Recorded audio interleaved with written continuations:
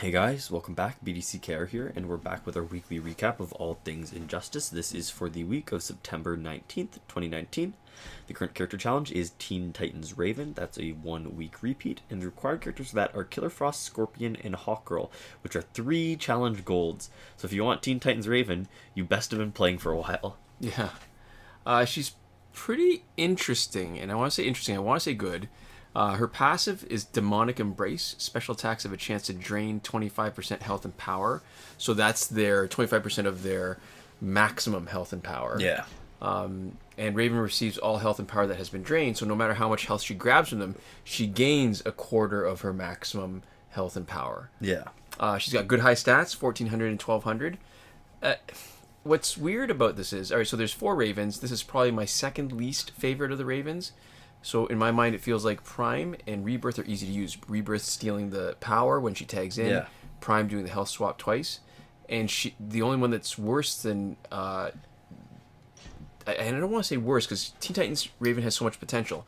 But Regime is the worst out of the 4 for sure. Mm-hmm. So, you know, Teen Titans Raven, she's got double hit combo ender, which is good if you're giving her gear with a combo ender effect. The passive is kind of cool, but I've been having trouble... when I've tried making use of it where it makes a difference because it feels like it doesn't trigger enough. Yeah, and the effect, I guess, if you're going to be using somebody when she's got a powerful enough special 2 that you knock them out anyways, it's multi-hit, so you can get the effect on the next person coming in. It just doesn't feel like that part of the passive makes enough of a difference. Yeah. The health gain is really for extended fights, which don't happen. And the power drain, it's not... It feels like it's not enough, or that I guess they don't have enough power to drain. Yeah. But I think I've seen in the descriptions, even though it doesn't trigger enough for us, that you'll get a quarter power even against people who are resistant to drain. Mm-hmm. So I don't know. I think it probably bears playing with her a little bit. Maybe we'll do something soon to check her out and do a multiplayer team with her. I think she would be better in Survivor, but the problem is there's already a better Raven for Survivor. Yes, Prime is the best Raven. Prime for health swapping. Yeah, yeah. So there we go. This week's multiplayer award is Riddler's Cane, which becomes the Riddler staff, and when it is maxed out, you get 35% max health increase, 15% XP bonus to team, and then the evolved ability, which is 21% chance to blink against Special 1. So Riddler's staff, from the descriptions and the complaints I've seen online, it's a little bit broken, and part of the reason why I'm not sure is because I don't use it. Our guys are pretty much maxed out at least at the level we want them to. Yeah. So if they're not Elite 10, they're still level 50. People were having trouble with not getting the extra XP, or only getting it on the card that's in the first slot. Or, sorry, only getting on the card that's got the gear if it's in the first slot, and not getting it if it's any of the other slots. Yeah. So, here's the thing. I mean, even if it works, it isn't that great in terms of the other abilities. Yeah, even the XP boost isn't that great. Right, 15% doesn't seem like a lot. Yeah. So, if it's a 15% boost, you're gaining, like, somewhere less than that, like a 10% increased rate of getting, generating the XP that you need to get to... Is that how the math works? I'm going backwards, I guess. If you don't, so I guess what I should say is that if you're not using it compared to if you were using it, you're getting a reduction of the regular XP is only like 12% less than what you would have gotten anyways. Does that make sense? I mean, I guess you can do the math that way. You don't need to do any fancy math to make it sound different. I think 15% just isn't a lot. This is true, right? 50% is less than 1/6, right? It's almost it's a little bit over 1/7. Yes. So, every 6.5 fights you fight, you get a bonus fight for free. Yeah. And when you put it that way, that's nothing. That's like, what, 2 minutes? Right. Every 10? Right. And that's if the fights aren't fast. Yeah. But the max health boost you can get from other gears, so that really leaves the blink. I mean, the potential for dodging special 1s is kind of interesting, but the problem is Tantu Totem has pretty much made that ability almost obsolete. Yeah. Especially if the dodging special 1 doesn't do anything more. Like Wally West, Dawn of Justice Batman, they both have passives that actually do some damage if they dodge a special. And so I guess if we didn't have these kind of passives, it would seem better, but because we know that there's this kind of these other options that not only dodge a special but punish them in return, it makes a whole gear slot for just that ability kind of lame. Although in fairness, I think what niche this is for offline play, for grinding, which, you know, having bonus 15% when it's that or literally nothing, right? If you're in a grinding you're situation talking about in which the XP now. Yeah. Yeah. If you're in a grinding situation in which you can win fights, right? Yeah. I think, you know, bonus as opposed to just not having it at all, when if you're grinding, in a lot of cases gear doesn't matter nearly as much. And I then it guess so. actually is sort of a valuable upgrade, I think, just for our specific circumstances, especially because it's That's broken true. some of the time. The XP is worth almost nothing to us, right? But I think to the Yeah. people that it is, I mean, it's not bad to have as a tool. It's sort of like EXP share in But- Pokemon, but it's just Except not great. XP share in Pokemon, if the Pokemon that's carrying it doesn't actually show up in the fight, that's clear. It's more clear that you don't get the bonus XP that way. That's true. But this one, even if they're participating in the fight, but they're not in the first slot, people are having trouble getting Well, XP. it works different now. EXP share does. Oh, does it? I think it gives it to everybody. In Pokemon? Yeah, I think it gives 50% to everybody. Oh. So you end up getting like 300% XP from fights, because And see, 50% is a significant amount. yeah, Yeah. but 15% is not. Anyways, this is not a Pokemon video. No. Although some people have been saying in the comments we should, for in our next Pivot video, to we'll other talk stuff. about, Yeah. Minecraft maybe. In the store, we have the Antimatter Sinestro pack for $27.54 Canadian, which is a weird price. It's not worth it. It's one copy and they won't unlock in your store.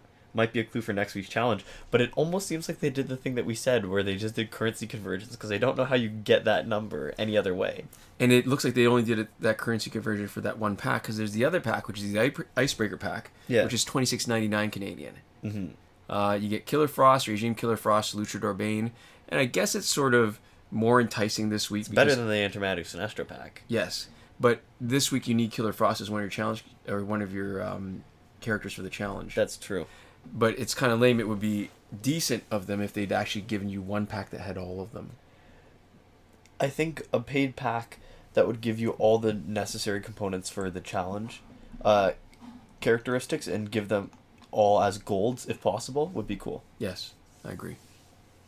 In Survivor, we have the League of Assassins gear until the 2nd of October, 2019. Right. And the Phantom Zone is back for another 2 weeks, and Fight 62 is still broken. So I should mention, too, with Breakthrough, Devlin 16 on Reddit has a summary of all the Breakthrough rotations. Yeah. So last week we had, if we were only keeping track of the people that we haven't had before, Raven came back in another grouping, but it was a different grouping than the first, so we still are holding out hope that the characters who haven't had breakthroughs yet are still on schedule. Yeah, they're not just rotated back around. Moving on to current glitches, just remember that every working glitch is explained in a video as part of the playlist that you can reach by clicking the eye in the top right corner of this video. We are Android only, so we're only able to confirm these glitches for Android. And a quick spoiler alert right at the top, nothing has changed this week, so you can click over. Alright, so we'll start with the significant not working glitches. And there is no working glitch for credits that we're willing to endorse. And we say this every week, and the idea is basically we won't endorse it if it's too risky. People have been talking about a glitch that requires 2 devices logged into the same account simultaneously. We talk about the reasons why we won't do this in our Season 6, Episode 9 of our Glorified Q&A, which is our P and Q and C and A and T weekly video. And that's really the main point, is the risk of having your account suspended. In other news for things that aren't working, the glitch for getting repeated past multiplayer season rewards, not working. Nothing for getting early multiplayer season rewards.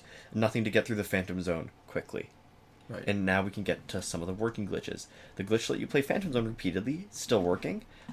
As we mentioned in the glitch video, it lets you reset it at any time, and that means that you can avoid the 50 nth metal that it costs for the 2 replays. Because in a lot of cases, unless you have a lot of time on your hands, you're not going to be able to do more than the normal 3 anyways. Right. So you might not see the value of the glitch, but it does let you hoard your nth metal a little more effectively. Alright, so I guess the corollary is that the challenge reset glitch is working. confirmed on Teen Titans Raven. Just keep in mind, challenge reset removes Phantom Zone progress, Phantom Zone reset removes challenge progress. So if you're willing to do one, you have to be willing to do both at the same time. Right. Breakthrough glitch let you play it repeatedly, still working. We haven't had trouble with it. One viewer has a potential solution if you're having problems, but we can't test it or confirm it because we've just never run a situation, but that's cut and pasted into the description if you want to try that out. The airplane mode / refund glitch is still working for packs with random drops and last laugh tickets. Doesn't work in the Phantom Zone because it requires an online connection. It looks like there's a method that works for iOS, but we've not been able to do any equivalent thing with Android. Yeah, I mean, the key is when you try to do that, it looks like you're getting another roll, and sometimes you get something different, but if you actually go back into your collection, the added character is always the one that happened the first time. I mean, I've tried it, it just doesn't seem to make a difference. Which is unfortunate. Time shifting still works in Android for unlimited survivor play and energy recharges. As always, return your clock back to normal before you finish. Free energy without having to watch the video still works whenever the button is ungrayed out, because it is sometimes grayed out for us, unfortunately. Right. We also have, for iOS users, a comment from Dragons952 with a solution if your energy button is grayed out, and that is also in the description. Right. So, finally, not the working glitches, but not the not working glitches. The glitch in Limbo where it hasn't had the right conditions is the promotion glitch, which we used to use to promote characters that were still locked. So the conditions still haven't been around since 2.14. We've left it on our glitch playlist mainly because we are sticklers for detail, and until it has failed us the one time that the conditions have been back, we will just leave it there, because I think the way that the developers have learned to, if they're even aware of this glitch, have learned to bypass it is by just making sure the conditions never come back. So there we go. And to finish up, we'd like to give a huge thank you to everybody who is supporting us on Patreon.